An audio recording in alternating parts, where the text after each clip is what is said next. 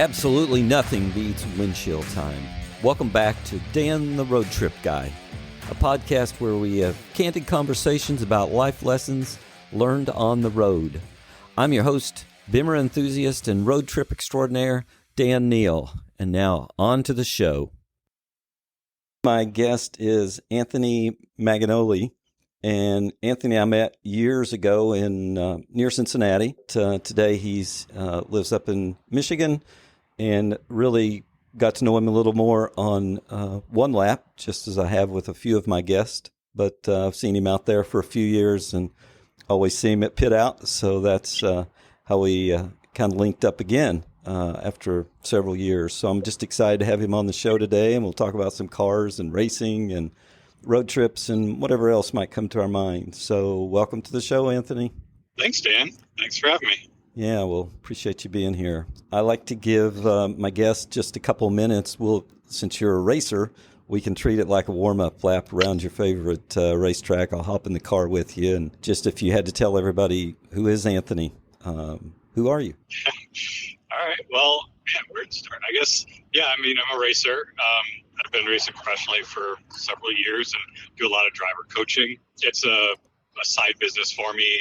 I work for Ford at the moment, maybe for quite a long time. I've been there for 3 years, but I've worked for a few other OEMs as well in my career. So I'm an engineer, mechanical engineering background, and right now working in off-road and trailer tow attribute development for the F-150. Okay. So I'm married to my wife, Christina, and we've got twin boys that are about to turn 9 months old.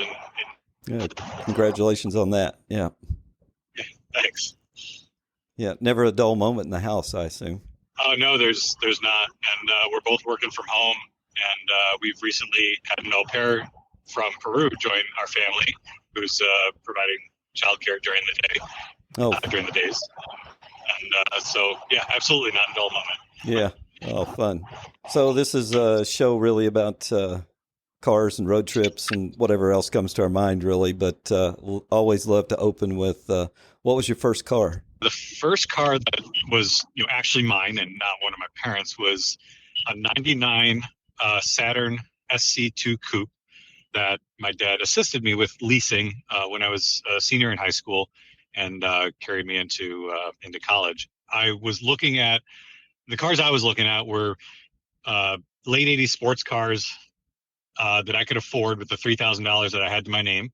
And I think he, saw maybe the writing on the wall that, I was going to get myself into a car that was probably not going to be best for me as a college student, that I needed to, commute back and forth to school. And so he, assisted me just enough so that I could get into a new car, and have reliable, safe transportation. And it, worked out for everybody. But I still had the responsibility of, making, half my car payment or something and paying for everything else that was associated with it. So it wasn't, a total handout. I still had all the responsibility with purchasing and owning the car. Yeah. And if I may add, many great racers have started in Saturns, believe it or not. Didn't know that. Thanks for bringing that up. Yeah, a friend of mine, James Walker Jr., who's racing. I think this weekend's the first race weekend in SRO at Sonoma, and he started in Saturn. And Mark Rushbrook, who's the head of Ford, the global head of Ford Racing, they were actually teammates in Saturn. Mark still has 3 Saturn race cars. You can believe it. So I feel like I'm in good company there. There you go. Yeah. Little unknown fact there. Thanks for sharing that. So what was your, you talked about sports cars. What was your first, what you would consider sports car? Well, I'm going to springboard off of the Saturn thing because the Saturn was the car that I did my first autocrosses in. And that was with the MG Car Club in Rochester, New York. I grew up just outside of Rochester, New York. Okay. And a friend of mine, a high school friend of mine, his stepfather was really big into restoring the classic British roadsters, and he autocrossed a lot. And that's how I got my. In fact, when I was doing the last autocross that I did in the Saturn, the next day I took it into the dealership for a warranty repair on my shift cables, and they had apparently a few of their employees had been at the autocross, and they basically caught on that I was quote unquote racing the car and the yank my warranty. So that was the last time I autocrossed it. My friend's stepfather let me run his prized autocross car, which was an MGA with an MGB motor, and it was such an incredible departure from the only car that I really knew at that point, which was a modern four-wheel drive car. And it was really interesting to go to giant steering wheel, manual steering, manual everything. It was quite an experience. But how that what I moved into from there was a BMW Z3 Roadster. It's a 2.8 liter manual transmission. It was in '97. Talk about a road trip. That was a road trip because the car was in Miami, Florida. Okay. And we went down to Orlando, Rochester. It was like a full 24-hour trip. And we did it with my aunt and uncle and cousins this time. Somehow got from Orlando to Miami. Actually, it was my uncle's brother-in-law, I think, who lived in Miami. I got the car in Miami, brought it back up to Orlando, spent the week in Orlando with it, and then drove the rest of the way up, stopping in St. Augustine Beach and driving it on the beach, and eventually all the way back up to Rochester. And I mean, I enjoyed the hell out of that car. I had that car through my college years. I realized that I got more top-down enjoyment in that car, being that I was in school and I was driving in the middle of the day so often, going to and from classes and whatnot, that it was a perfect time to have that car. And I was actually selling cars at the time at the local dealership. It was a Honda dealership for most of the time that I was in college, and it afforded me a pretty good income for a college student, which enabled me to have that as my first car. It was well used. It was the cheapest 6-cylinder on the market, but nonetheless, I made the most of it and really enjoyed that car. Yeah, the only way to buy a car, I believe, is in some far-off city and drive it home. Absolutely. No better way to get to know it. That's right. And did you autocross that? Oh, yeah, extensively. Yeah. With BMW Club, SCCA, Porsche Club, sometimes, twice in a weekend. Met a good friend of mine through that, Scott Barton, who's we ended up racing with a lot. And that car was part of a lot of road trips, including trips to its home in Spartanburg, where the BMW plant is. Yep. And BMW used to run a Roadster homecoming that we'd bring in like 600 cars, 600 Z3s and Z4s from all over the country would gather in Spartanburg for also a week of activities. And it was a really great event that they put on. And we road trip down. Scott was in New Jersey, and the last co-op I did when I was in school was in Philadelphia. So there was a group of people that I met on this trip down, and we went through the Tail of the Dragon and everything. And I've kept in touch with most of that group, and several of those people have gone racing since then. And we've been in the same circles for all this time. We're going back to like 2007 or so. Yeah, I went and made several of those trips, but yeah, that's cool. A tight group. Yeah, that's fun. So you've already mentioned several road trips.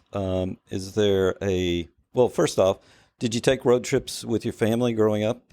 Not like road trips for the sake of road trips, but we did make the trip to Orlando several times. My parents, I don't think they could justify flying a family of 5 down to Orlando, but they were able to make the drive. And I think back now, at the time it was in, we were doing this in like, average, or what we consider now like a small to mid-sized sedan. Right. Not giant 3-row SUVs, and we made do. And I didn't really give any thought to the sacrifice that my parents were making to make that happen. And now you think back and you really appreciate it so much more as an adult, and obviously now having kids. So, the trips that we made were either for vacations or to visit family or to go to weddings or things like that, but not so much for the sake of a road trip. Sure. Yeah, it was more about the destination, not the journey. Okay. Yeah, at that time. Yeah. So you mentioned several road trips, like I said. Any really epic road trip, just one in particular that if you wanted to, you'd do it over again today? Well, it doesn't get better than one lap. It literally is the most epic combination of 3,000 or 4,000 miles over the course of a week, with stops every day at racetracks to run on the track in time trials, and lots of shenanigans on the roads and in the evenings and whatnot, and you're doing it with 200 other people, right? So it's it's hard to explain, but of course the history of the one lap coming from the Cannonball run back in the 70s that Brock Yates ran.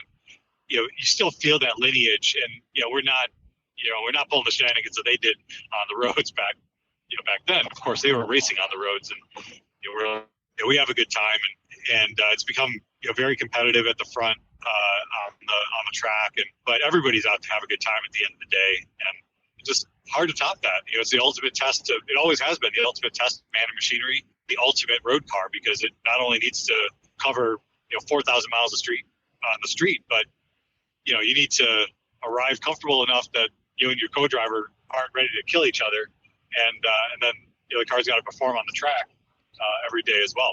It's one that I've been fortunate enough to do it 4 times, and okay. And I look forward to every opportunity that I have to do it. Yeah, I assume we'll see you this year. No, unfortunately, this year I don't have a ride put together. Okay. Look for that opportunity, or I might actually put together my own ride for the first time. Each time I've driven for somebody else, just to run it down. In 2010 was my first one. I ran in a Turbo E30 with Kevin Creesa of DTR Performance in Florence, Kentucky, and we finished 4th overall in a Turbo E30. Back then, you could do such things with a car like that, and won our class, and it was pretty epic.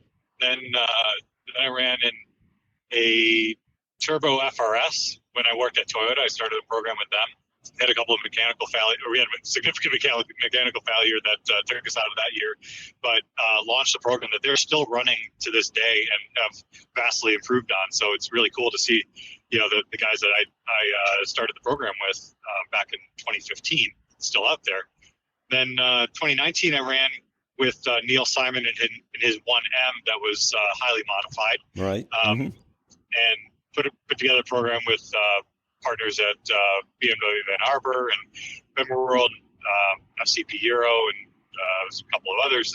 And that was, the car had mechanical gremlins here and there, but we still were like 7th overall. And of course you're always saying, what if we hadn't finished that event on 5 cylinders, or that event in lit mode and whatnot, and we were going to run the car again, and it was proving to be reliable through the continuous development that Neil had been doing. And unfortunately, he lost that car in a crash on the track at Summit Point, so that ended that program. But I ran in 2021 with Corey Dietz, who was my team owner at 5.2 Motorsports, which is a Mustang-based team right. at the time that I'd been working with in developing a race car and a program there.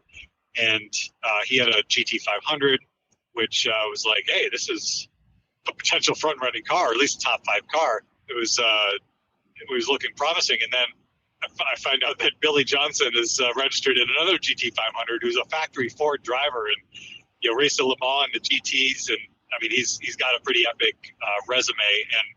And there's literally no more qualified person in the world to be running a GT500 than Billy, who was he was a platinum rated driver, I believe, and the development driver for Ford on the GT500. And he brought a couple tricks up his sleeve too. But it was a really fun running with him and having that benchmark to run myself again throughout the entire one lap. And we got to be friends through that event, along with getting closer with his co-driver through the event. It was a lot of fun. Yeah. So. Yeah.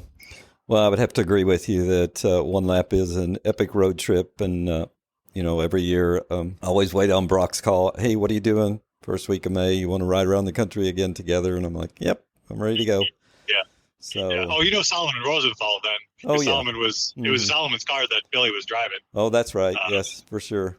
Yeah. So So if I'm thinking now, because I'm working on on a motor swap for a Z3 coupe that I have. Okay. And I've always had this plan, and I'm going to be kind of letting the cat out of the bag here. I've alluded to it in some other areas, but I've always wanted to V12 swap a Z3 coupe. Okay. And I've got a Z3 coupe. I've had it for like 6 years. I bought it for this express purpose. A year and a few months ago, I bought a 750 IL 2000 model. Okay. And drove that for a little bit. And it's currently at a shop. I've got, parts on hand and everything to make this swap happen. As far as I'm aware, it'll be the only V12 powered Z3 coupe in the world. BMW themselves did a V12, same engine, an M73 powered M Roadster, but this would be the first coupe. And so I think, just a fun way to really experience this car once it comes to its ultimate iteration would be to run it in the one lap. Yeah, it would be a sleeper for sure, right? You're not going to raise the hood so nobody knows what's under there, right? Yeah, it might be a sleeper for what it is, but I don't have any, illusions of grandeur. I don't think it's going to be going for the overall, but hey, it'll be a good time. Yeah, it'll be fun, right? Yeah. Hey, if you think about your racing over the years, is there one particular race that stands out that just brings you great memories? Well, there are two up there. Okay. So I'm going to give you two if you don't mind. No, we'll go with two. All right. One was first was the 2012 NASA Spec E30 National Championship, which I won. It wasn't so much the race itself, but everything that led up to the race that really that paid off by winning that championship. It was many years coming, many years of improving myself and getting to the point where I was competitive, the car was competitive, and it all came together and executing a nearly flawless weekend that had me on the top step of the podium. And so that's one of my most cherished races. But, like I said, it wasn't just that one race. It was everything that led up to it. And then the other was when I was running World Challenge in 2017. I was running with Rooster Hall Racing in an M235i Racing, which was one of the factory-built BMWs in a TC class of Rally World Challenge. And, I was a rookie among a lot of established pros who, if I think of everybody that finished around and ahead of me in that championship, they're all, currently driving professionally and have been continuously since then. And so, as a rookie, and the team was new to pro racing as well. So everybody was doing a lot of learning. So what goes down as my best race was actually one that ended in tears. Unfortunately, it was is that Circuit of the Americas, and the previous day I had podiumed. It was my second podium in the series, and I was competitive.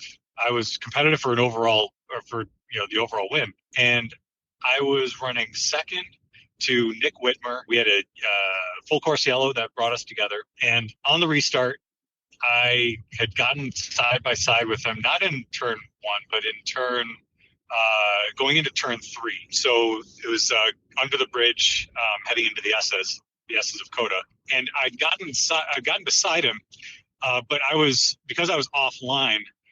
The surface under Coda has been flowing over the years, and there was a lot of undulation, and the car stepped out, the rear end stepped out on me, and as I gathered it back up, I realized that I had two options. One was going to be to smack the side of him and keep me on the track, or my second option was to shortcut the next corner. Basically, I had to open up the wheel to gather up the car and shortcut the next corner. And I had a lot of respect for Nick.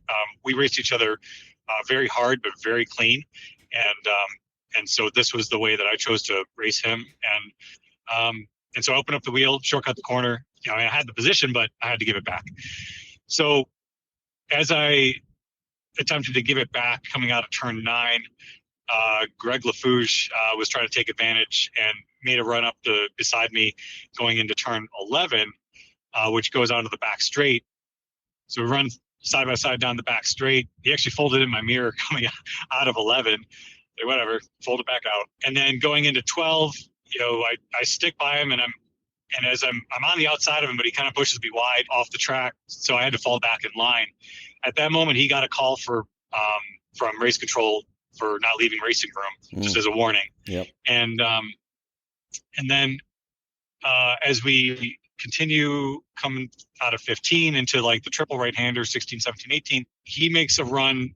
He tries to get inside of Whitmer through the triple right-hander, and I'm closing on them and going into 20, which is a left-hander that drops off camber. I made a committed move to go to Nick's rear bumper, which would take the inside line, and I hoped take the position back from Lafuge. As I committed to that move, he dropped back and turned in down to Nick's rear bumper when I already had overlap there, and we made contact, sent us both off, ended my race.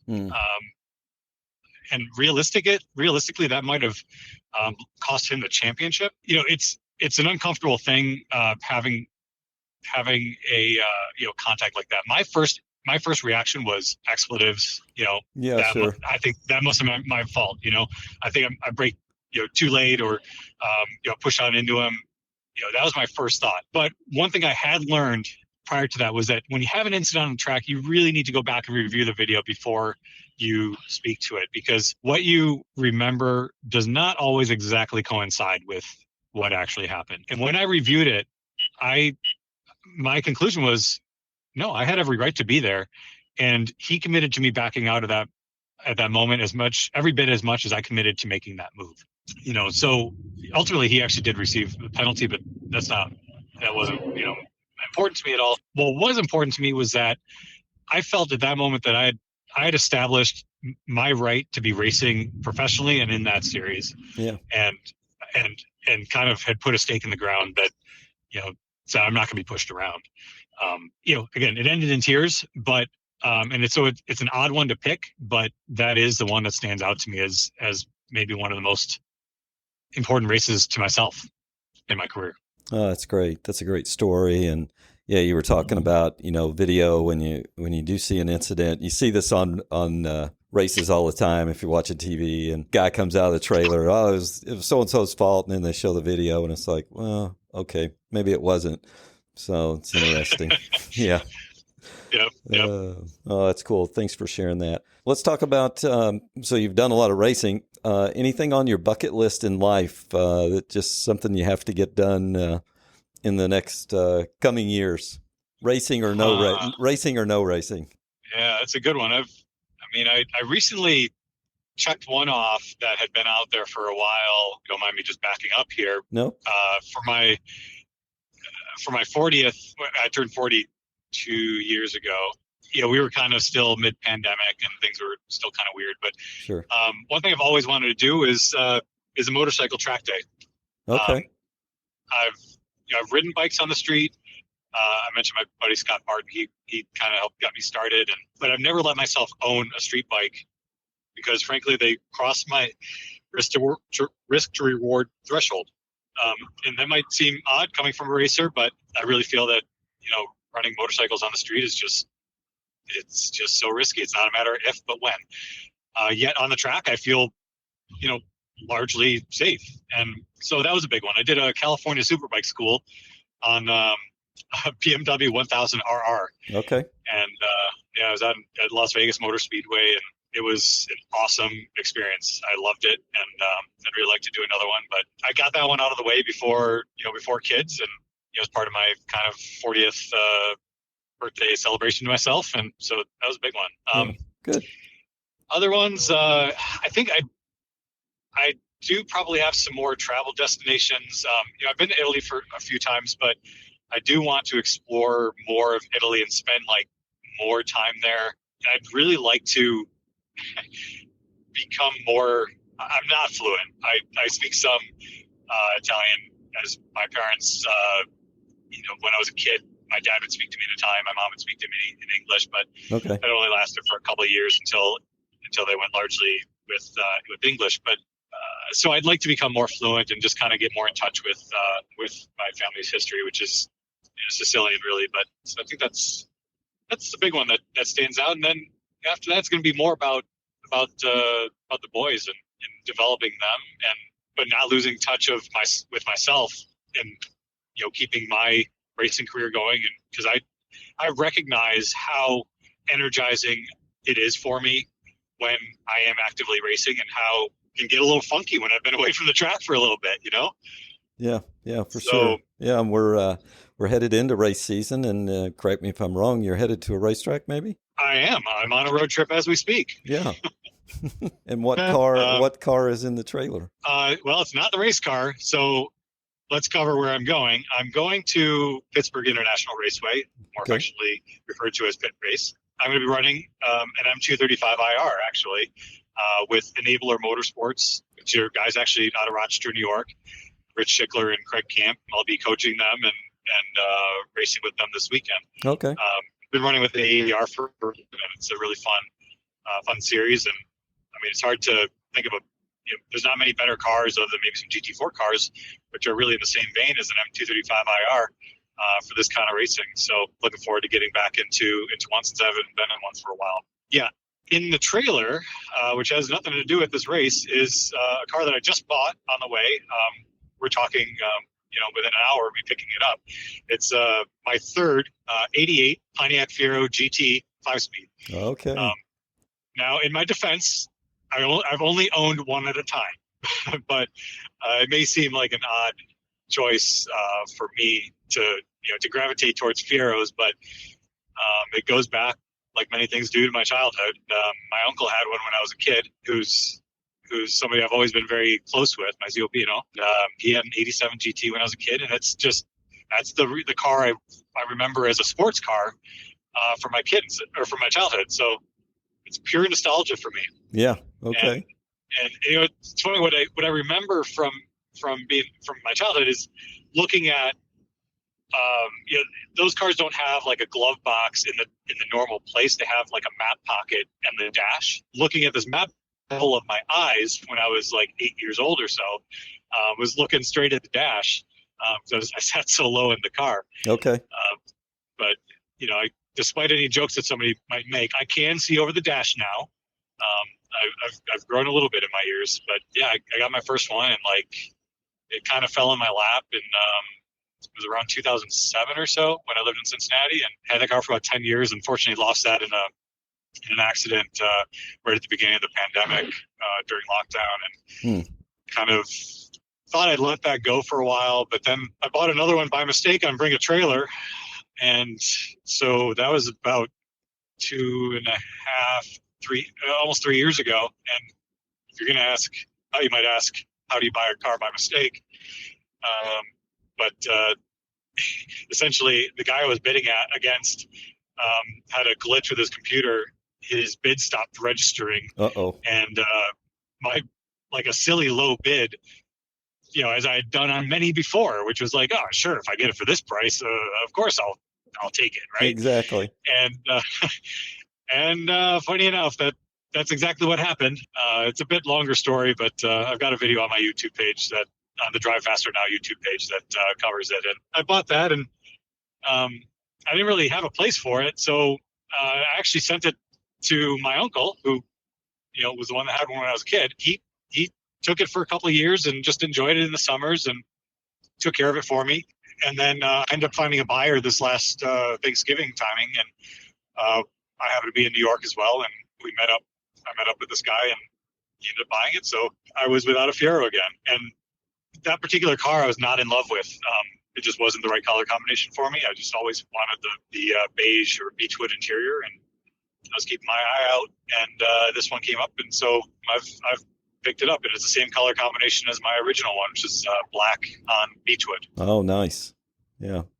I always thought those cars were pretty cool. Yeah, so that's fun. You may need to buy a couple of them and put them away for those twin boys someday. So. That's funny. Well, this car has something to do with those twin boys. If you go back a little bit, because my Fiero ownership actually, the wife and I, to each other. Funny enough, we we were working in the same office at Toyota down in Kentucky, and it was like her third day there, and she overheard me talking to a coworker about my Fiero, which I'd driven in that day, and she was like, "Oh, you have a Fiero?" And I kind of braced for a Fiero joke. Yeah, sure. I was I was like, "Yes," and she's like, "Oh, my first car was a Fiero." I was like, "Really? Well, you might like mine." And that started a friendship between us. 'Cause we were actually both in relationships at the time, but we became very good friends. And then ways later, we were both ended up being single, and yeah, that didn't last for too long. So before we started talking, or we started this call, and she's like, "I didn't really feel like we needed a fear." I was like, I think it's almost like a wedding ring just between us two, and the kids will appreciate it at some point. I hope, and it's probably I'm probably better off having the money in a car that's only slightly appreciating than I am just leaving it in the bank suffering from inflation. Yeah, there you go. That's a good justification on that car. Yep. I can convince myself of anything if I try. Exactly. Yeah. Well, congratulations on that pickup, and that'll be a fun car to hang on to. Hey, here's a question for you. If you were heading out on a road trip today with anyone, living or deceased, who would it be? Where would you go? Maybe even what would you drive? Maybe that Fiero. What would you talk about? Well, I do have a fantasy or hope of doing the one lap in a V12 powered Z3 coupe with my dad. Yeah, there you go. Taking that opportunity to spend a solid chunk of time together doing something that I love, and I hope that he would appreciate. He's gotten into cars as a result of me a bit, but it's that would be a big trip for him. But I'm going to work on it. We'll see, and if I get that car done in time, I think it would be time well spent. So yeah, that's my answer. Yeah, that's a great answer, and I hope you're able to do that. And you can ask him those 101 questions I told you about before we started this show. I have a lot of unanswered questions with my own parents who are not here anymore. Hope you get to do that.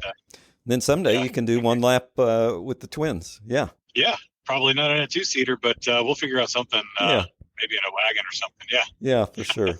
Or maybe the whole family, right? Your wife, you, and the two. that would probably be a first on one lap. Okay, I've got a new one. All right, we're gonna do that too. Yeah. Hey, well, this has been fun, Anthony, and again, I appreciate you coming on and just chatting with me for a little bit. Hopefully, we took up a little bit of your drive time and killed a little time here on your trip over to Pitt. Okay. Really thankful for your time and. Oh, yeah. Thanks, Dan. It was a lot of fun. This was definitely time well spent. And I appreciate you having me on and look forward to listening to more of your guests on more of my time spent on the road. Yeah. I've got your podcast. Yeah, I've got it queued up in my feed. Well, cool. And hey, before we go, though, you mentioned a YouTube channel. So if you want to promote something, I always love to give people an opportunity to do that. Oh, sure.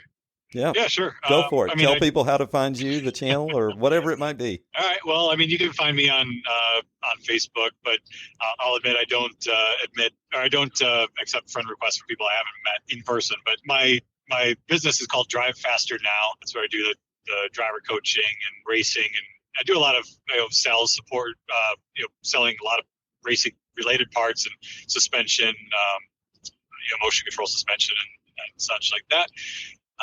And so, yeah, my YouTube page is Drive Faster Now. So that's where I put a lot of my racing videos. I try to have it like a resource for people, especially if they're going to a track or they've been to a track and they want to have a really good reference lap for how to get around a particular track. That's what I try to put out there. Yeah. So you can reach out to me through Facebook or the YouTube channel, or I guess email Anthony@drivefasternow.com. Okay. Well, yeah, I'll make sure to put that in the show notes, and maybe I'll pick up a few subscribers. Yeah, and I did mention we're going to AER this weekend. Hopefully, there might be more of these races in store this year. But I'm also going to be running with 5.2 Motorsports in a GT350 in NASA Super Touring 2, which is what we had ran in 2019 before we went to Trans Am with that car. And so, if you're interested in that sort of thing, we'll be running the NASA National Championships at Pit Race in September in the Mustang. It's a pretty sweet car. It's a far cry from the Spec E30 that I was running back when I was running my own program. And after that, I think the year's going to culminate with an endurance race in Peru, which I did last year in a pretty wicked E30 with Saba Motorsports. So that's the racing I got going on this year. So hopefully, if anybody finds that interesting, they can follow along on Facebook and on the YouTubes. All right. That's great. Will you be safe? Yeah. Good luck picking up that Fiero, and hope it's everything you thought it was. And good luck this weekend. Thanks a lot, Dan. Take care. We'll see you soon. Okay. I hope you enjoyed this episode of Dan the Road Trip Guy, and we look forward to having you back again next time. In the meantime, if you want to find me, you can find me on the internet at Danny, D-A-N-N-Y, Neal, Neal.com.